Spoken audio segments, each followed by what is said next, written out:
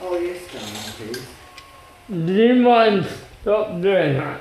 Stop doing what? What's drinking tea? No, what I'm talking about here, we have a policy within this residential unit that we don't allow behaviour like this in public. Behaviour like what? Intimate behaviour between residents and I do not accept it. You don't accept this out in public. This is private behaviour and I will not tolerate it in my land. Just a moment.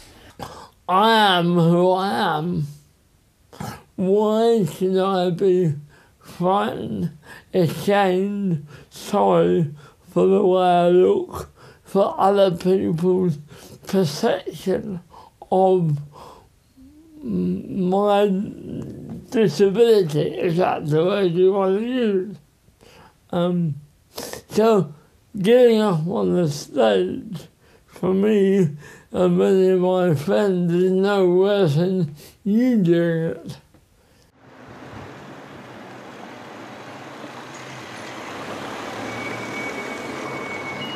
We are about getting service users to impart their experiences, their knowledge, their understanding to potential social workers. And a lot of people said that they enjoyed doing drama, particularly when it was around their experiences, because it was partly cathartic and enabled people to get out their frustrations a bit by acting out what happened to them, and be it a wonderful way of allowing social workers or students to see what it's really like. I'm not really afraid of appearing on stage. Disability is something that I've got used to because I've learnt to live with it. It's something I've always had. I want to dispel prejudices, and I think that what we're working on actually will get that message across really well. He arrives with his partner at B's house. It's impossible it is here. Possible. Oh, thank you. To include a bit about A's sexuality. Should we wish to make him gay? That's over there. He's already in a wheelchair. We've got that one sorted. So we've now got the vicar and we've got that one. Rather than making him gay, do we want to make him bisexual with wife and gay man? Being a homosexual and being a disabled person can sometimes just put up two lots of barriers instead of one, because society has this attitude towards sexuality, then society has this attitude towards disability. I'm sorry to ask, but could you not cuddle him or hold Why? his hand? Why can't we well, cuddle? We've got people within the ward who feel very uncomfortable about it. But that's their problem, isn't it? Well, could I ask you to refrain from doing that? Well, you've never been asked not to do it before. What's wrong with it? It's hospital policy, I'm sorry. Being on stage, that is the centre of my life. Doing things like swing improves my drama. I mean, because I've always loved my drama. I know I have because I hear of all the shows I was in and different parts I had. I hear that you're both ready to rekindle your relationship. Like Alice in Wonderland, I played Alice. Can't remember actually doing it, but no, I did do it.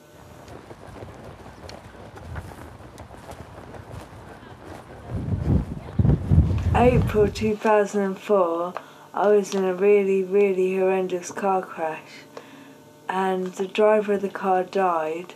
I was sat behind her, got left in a coma for 13 weeks. The hospital told my parents that I would never walk, never talk, And if I ever came out of a coma, all I'd do for myself is breathe.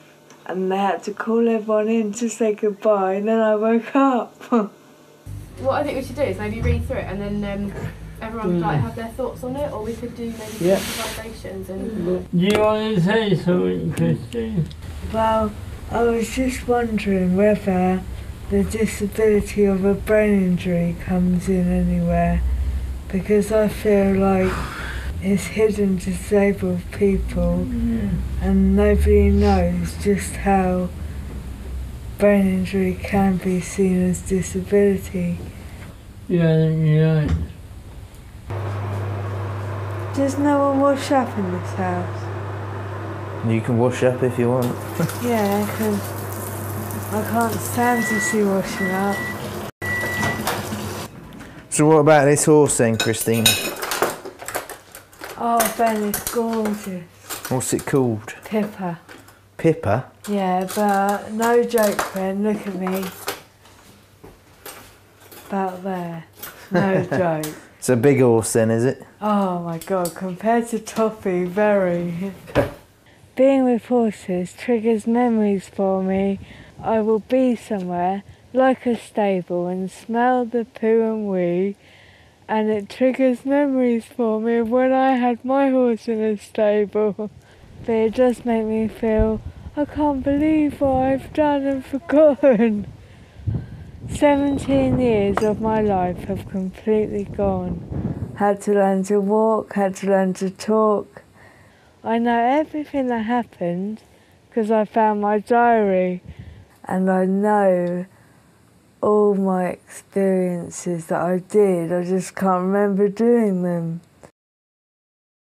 These are my drunken days when I was underage. It's me and Vicky. Do you know what is strange? I have never forgotten all my friends' names and faces. Just can't remember the experiences I had with them.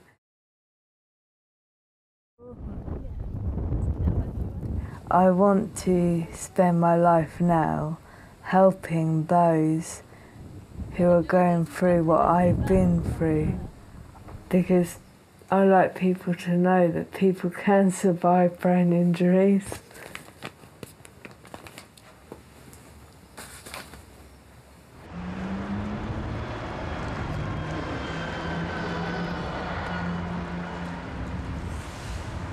As a child, he always felt that his parents put his disabled brother, Brian, first. I can't imagine what it would be like to live with that. I didn't know you had an older brother. When you have a disabled child that's born to a family, you always get a reaction from the siblings later on in life where they felt that their brother or their sister with the disability was treated differently. I know if you ask my brothers and sisters about that, that's the answer they would give you. Because most of my parents' time was spent looking after me. I believe that the strain that was put on my family by having me actually forced my parents to become divorced. So I was actually brought up by my mum as a one-parent family. And when my parents got divorced, my aunties and uncles disowned me and disowned my brothers and sisters because they blamed my mother for the fact that they were getting divorced. But as a whole, I had a happy childhood, a happier childhood once my parents separated, because I have to say that my father was an alcoholic, and I used to dread my father going out on a Saturday evening and a Friday evening, because I knew that he would come back drunk and then cause family rows and end up upsetting the family. So I found that whole thing a very stressful experience.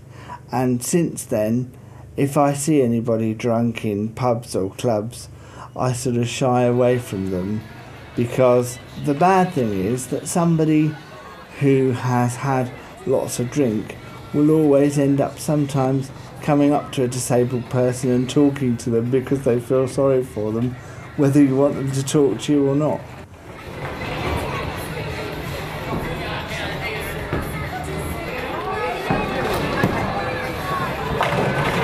My mum, in my late teens, actually became ill with secondary degree complications of diabetes, and she actually began to lose her sight and her ability to walk, and we ended up swapping roles. And I can remember that I had a nervous breakdown when I was about 18 because the strain was too much for me, but we got through it in the end.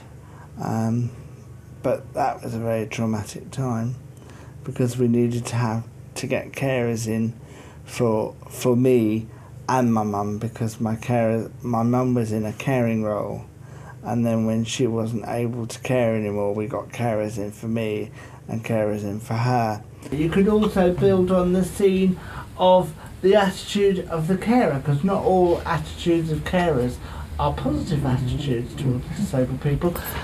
Are they, darling? Are you alright today? Yeah. Have you taken your pills? Yeah. Are you nice and calm? No, I don't want to fuck off. Just so that everyone knows that I actually did understand what Richard said. I did. I think he made that very, very You clear. can't do that, Karen, the fuck off. Because I've done this job for years. I've been a carer for almost 25 years and I've never been spoken to like that by a client. If ever anything happened to my mum, I didn't want to live in residential care, and I didn't want to live with a family member. I wanted to continue and have my independence maintained in my own home. So that's what I did, and I've stayed here ever since. What's for supper tonight then? What do you want? For me, my life wouldn't function without the assistance of a carer, because I need carers to get me out of bed in the morning, to help me with dressing, to help me with transferring to the lavatory.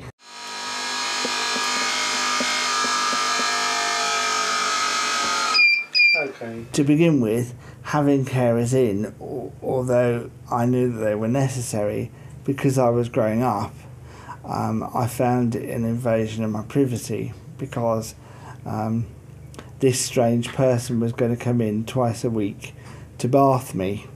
Having to get undressed in front of my first carer was very embarrassing. Care needs being met isn't about the nice bits. Chris could have an accident on the way home.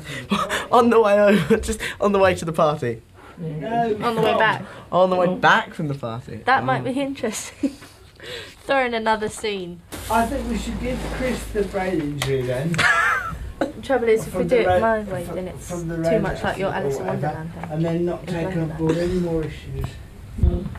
So forget. But what if somebody comes up with a really good issue? Leave sex in, don't take sex out. I'm fighting to get sex in there, Kev. Are we going to be in another character or not? Sorry? Are we going to be in another character, or are we going to make Sarah disabled? No, we're giving Chris.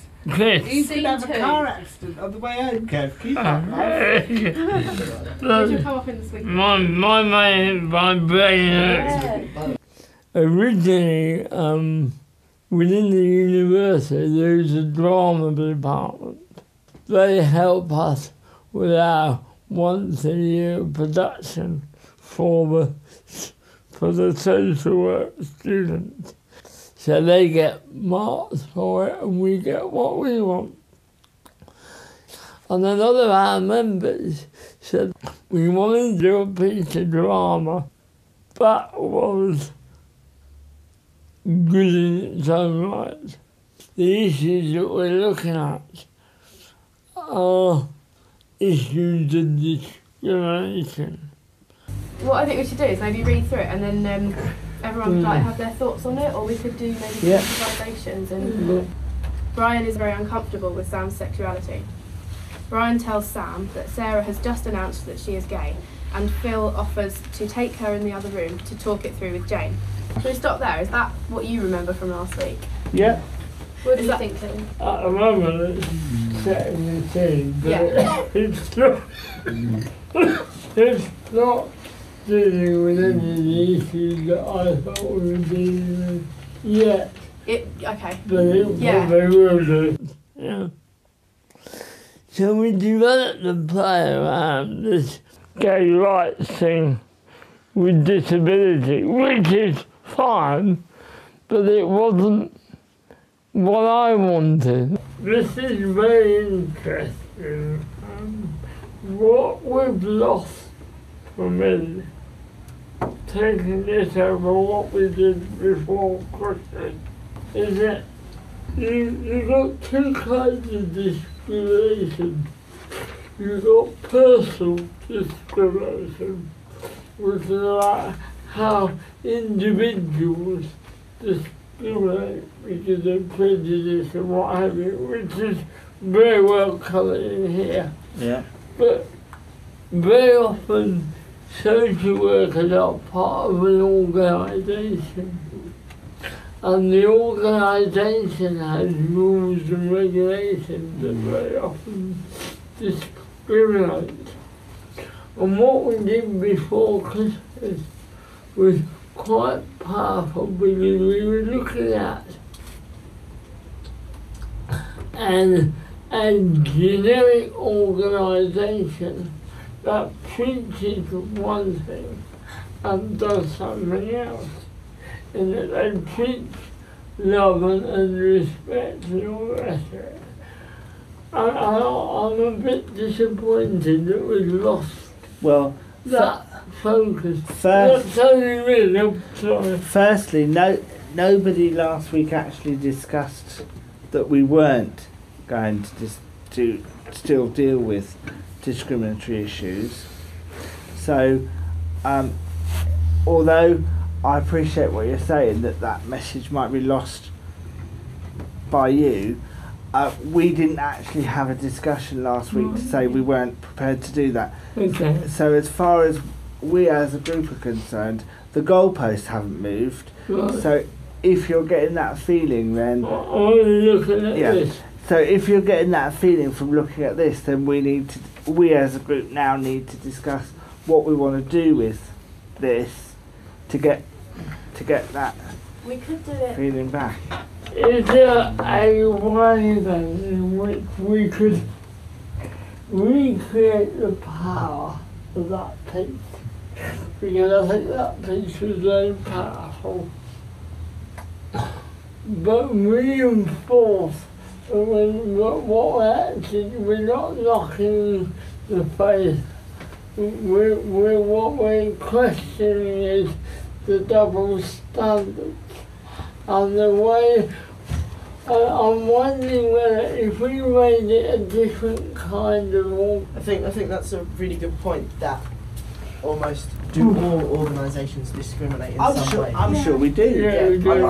The fact that probably every organisation does, and that's a point that could be made throughout this piece. Yeah. Not as a really obvious point, but a subtle point in every scene. We had quite a discussion in that rehearsal. And I came home and talked about it with my wife. And the more I thought about it, the more unhappy I became. When I was born, I would have epileptic fits on a fairly regular basis. And they discovered that by listening to music, I was able to calm the body down, and in a way I got to a point where I was able to recognise a fit situation building up, and by using music calm it down, so I was able to defeat the epic. At the age of 6, I was reading orchestral scores, so I could read music before I could read words. We were brought up within the Salvation Army. Every church has a senior band, a brass band, and they give concerts every week. And at weekends, we used to leave the house on a Sunday morning about half 8, 9 o'clock. We wouldn't be able to sit down again till 9 o'clock at night, which I found quite tiring as a youngster, but quite enjoyable because it gave me a lot of friends and a community that I could belong to. And I thought that it didn't matter that the outside world discriminated against me, because I was able to take part. I was able to be on the platform, to be part of a musical production. It didn't matter that the outside world discriminated against me. It was only when I came here and I assumed that the organisation here would welcome me in the same way. And I found that wasn't the case. The people at Southside said, we don't want you in our band because of the way you look on the platform. And then I found that really that organisation is no better or worse than any other. There's lots of Christian organisations that discriminate by the buildings, by the access, by all kinds of things that they do, which makes me sad. That's the one that causes the So problem. after this emergency meeting yesterday, which we had, because some people weren't happy with the And it's not script, yet. we've revised it. There was a meeting yesterday at which Kevin discussed the fact that he wasn't happy with the piece we had last week, because he felt the piece we had last week had lost some of its impact. So I then spoke, without mentioning any names, about people that I've worked with within residential care and the institutionalisation that comes with living in residential care. So hence why Jake and the other students went home and rewrote the piece and now have come up with what we've got today. So they will discriminate against Brian's sexuality because Brian is gay. Do you want me to read it? Yeah, go for it. Brian is gay bisexual. Steve arrives first and is welcomed by the group. He says his partner will be along soon. When Brian arrives, the group are clearly taken aback, but their prejudice is subtle. They decide to go clubbing, but the place they choose is upstairs with no lift access, therefore preventing Brian from joining them. Thanks very much. Can we have tea, please? Can we get some? You want some tea? Yes, please. This hands a cup. Oh. I remember when I was in residential care, and I know exactly where you're coming from. Well, you're talking, right, about an extra cup of tea. When I was in my home, instead of asking me, did I want sugar in my tea, and how many do I have it black or with milk, right? Yeah. They would not ask me, because my mum was stood over my wheelchair. They thought, oh, she's bound to know the answer. So they said, does she have sugar? Does she have it white? And I'm just like, yes, I do. But they would not listen to me. My part is showing that a carer doesn't give the gay people as good treatment as the rest of the people.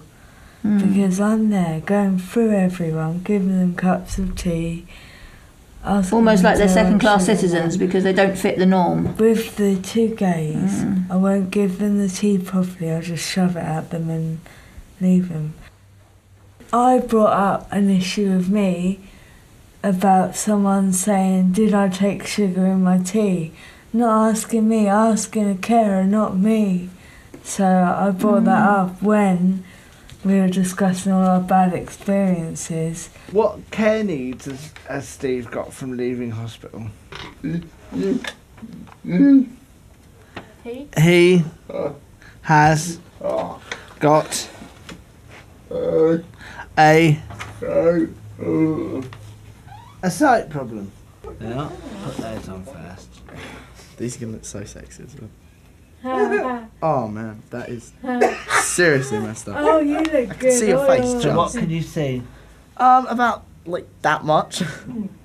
So that is vision through a circle. So that gives the effect of someone with tunnel vision.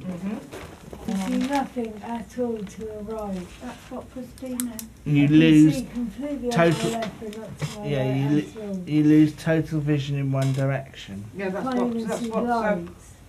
Oh, Now yeah. these are sexy, darling. Oh, I'm feeling this. Woohoo! That's. Yeah, Just- now they got cones. Oh, okay.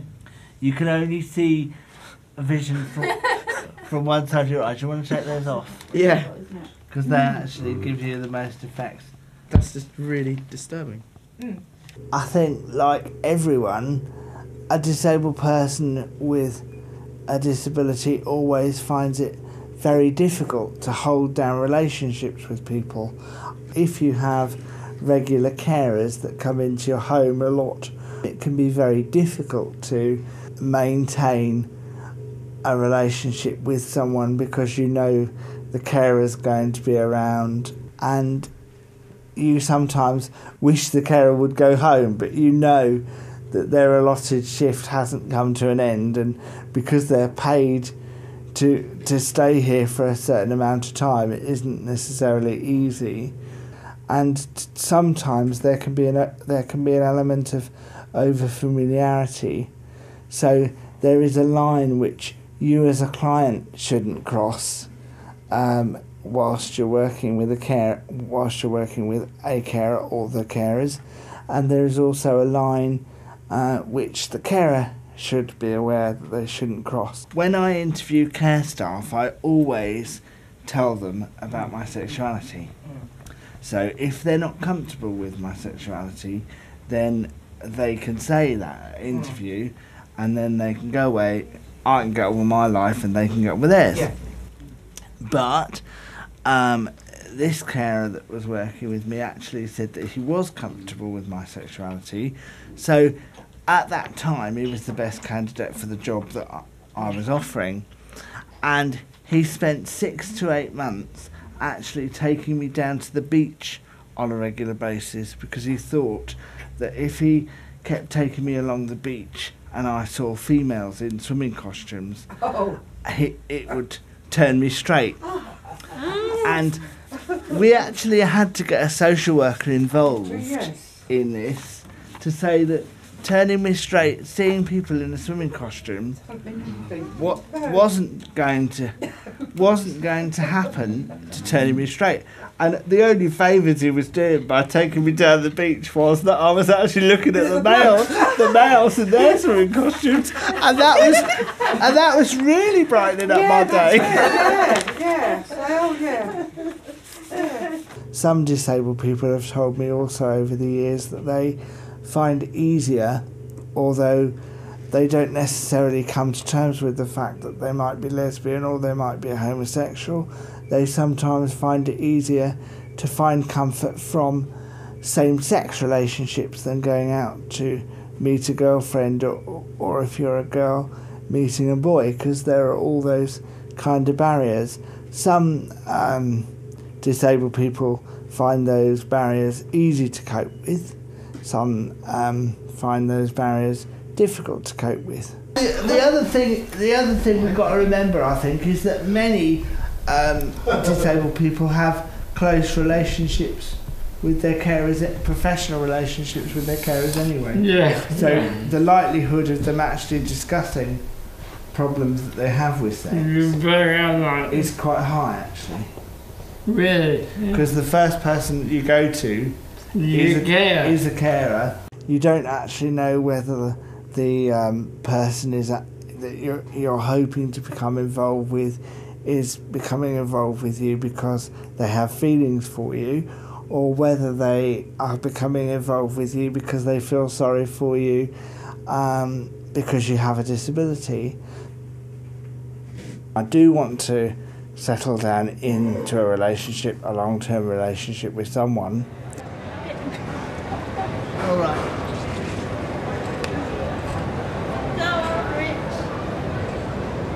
Yeah. Jake and Andrew planning to have sex for the first time since the accident. Yeah.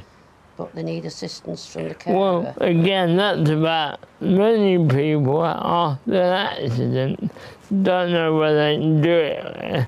Well, they have to think of different ways of doing it, and just because they're gay it doesn't mean that that's any more the case. See what Richard?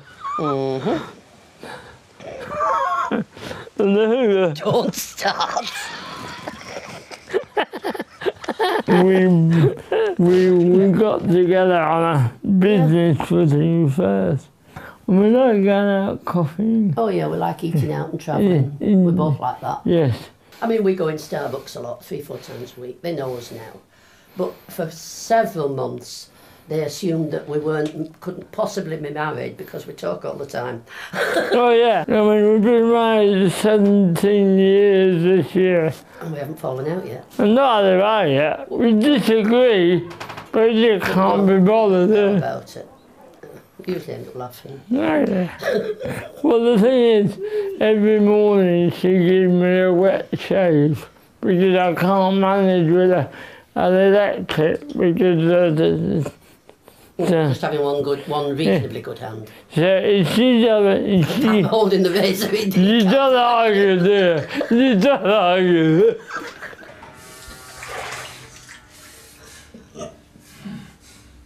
Up to the last couple of years, if we went out for a meal, I got the bill. Because, of course, you know. You go into a shop to buy something, and they start talking to me, and I'll say, I'm sorry, it's my husband's money, I'm just a kept woman. Well, the number of times they called you that. When he was he had a chap come about his pension, his personal pension, and he went upstairs to get the paperwork. This wasn't in this bungalow, obviously. And when he came down, the chap says, oh, I've just been explaining to your mother. And he says, oh, I'm sorry, you haven't met my wife, have you? Even some of his family were sort of a bit wary, because obviously I was divorced, I had a child. I think they just thought I was looking for a cushy number, you know, get my feet under the table, as it were, because he had a bit of money, his own house and car. And one of them actually said she hadn't accepted it until she saw how I behaved to him in public, which I thought was rather strange because I'd already known him, nearly 18 months. But I don't know, she must have thought, well, perhaps she doesn't, you know, she wouldn't treat him as normally. But I don't know, it's just never been a problem. No. The disability's never been part of any decision, really. I just can't understand it. it's beyond my comprehension why people can't go beyond the looks.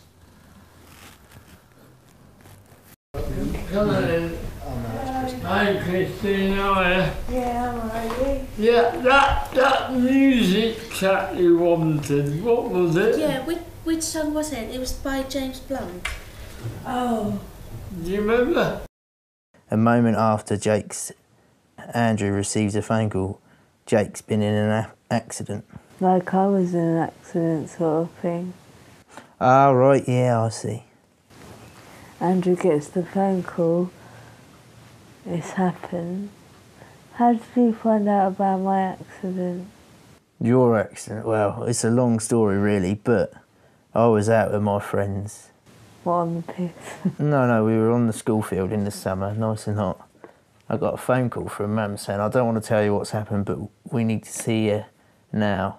Can you come home? And I said, well, no, I'm having a good time, I'm staying out. And she rang up again and said, look, Christina could be dead, she's in the hospital, we're not sure what's happening. The police would like to come through, pick you up and take you to the hospital. And I just said no, I was in shock, so I said no, I'm not going to the hospital. I'm not going in a police car, forget about that. I said, I'll stay at Darren's or something, you know, cousin Darren. So I phoned him and he said, yeah, that's fine. And as it happens, all the family were there. And so I didn't go and see you because I didn't want to. I didn't want to see you in that state. And so I waited till the next day to go. But it was certainly a shock. I didn't want to believe it at the time. But it was a hard time.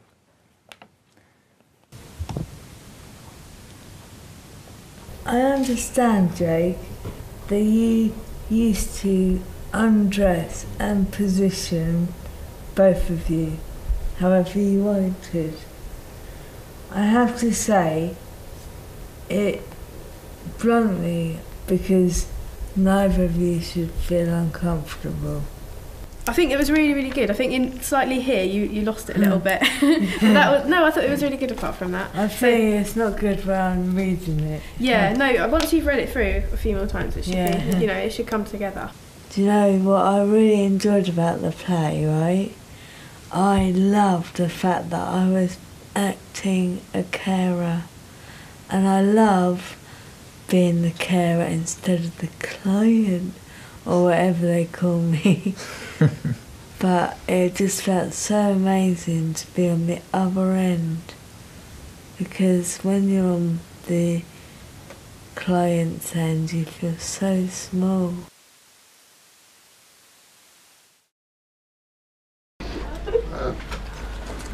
Normally I'm doing it. When you start talking about making a complaint, that's your cue to move, Richard. But not over Kevin's foot. Right. Do you want to do that again? You need to get your move right, Richard. Richard, move. You need to be out by now. Yeah, he's on his way. And then. He can only go as fast as movements will allow him. Yeah, but he wasn't moving. You need to get on move. Oh, Go on, Lucy. I need to break for 5 minutes, folks. Yeah. Sorry.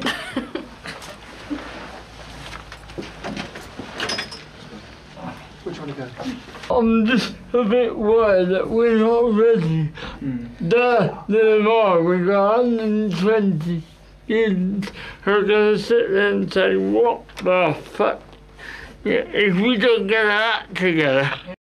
When you see at the start of a session and you think we've only got 2 or 3 days to go until the performance actually goes live, then you begin to ask yourself questions about whether it is going to come together or not. I didn't feel that people were taking it seriously enough.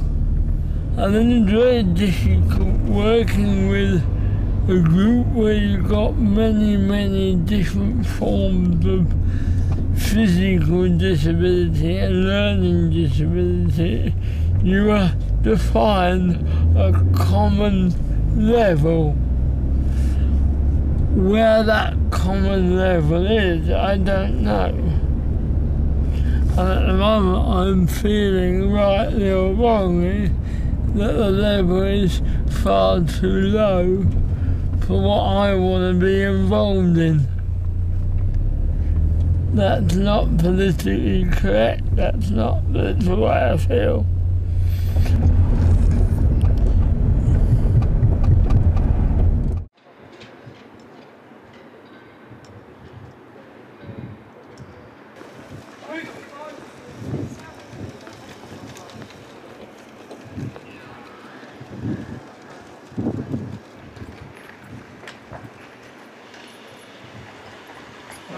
Enjoy yourself. I will. Enjoy it. Yeah. Enjoy it. I'm really nervous now. People are queuing up to get in. Really a lot of people. I've got. Can I remember which scene is which? Can I remember the order? Because that's what I want to do. Go for it. Over the top. And let's see how we go. Welcome to our special extravaganza.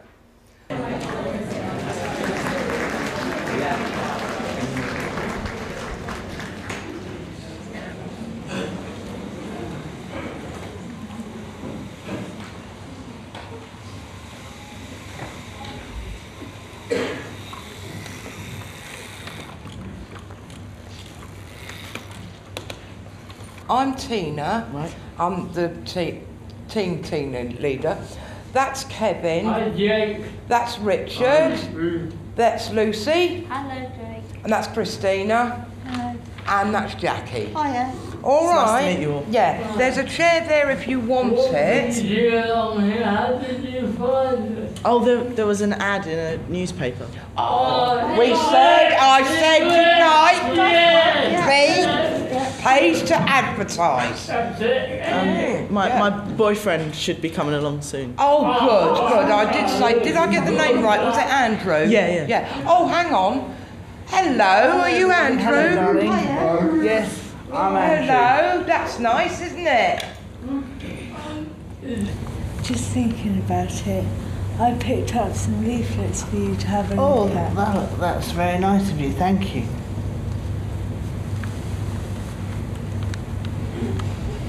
Oh yes, that one. That one. Yeah. That one. Oh dear, I've given you the wrong leaflet. And that one looks good. Sorry. Oh. Because I can't do that position, or that position. Sorry. Here's the one I meant to have given you.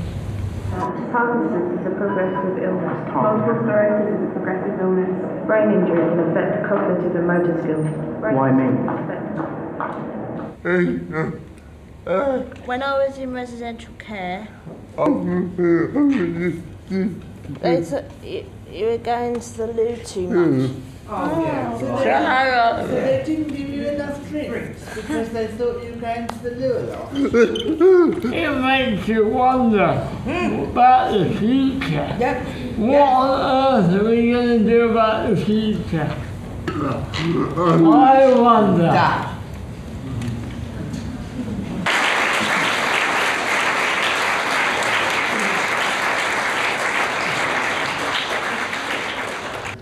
You guys, I just want to say, were brilliant in that last performance. Yeah.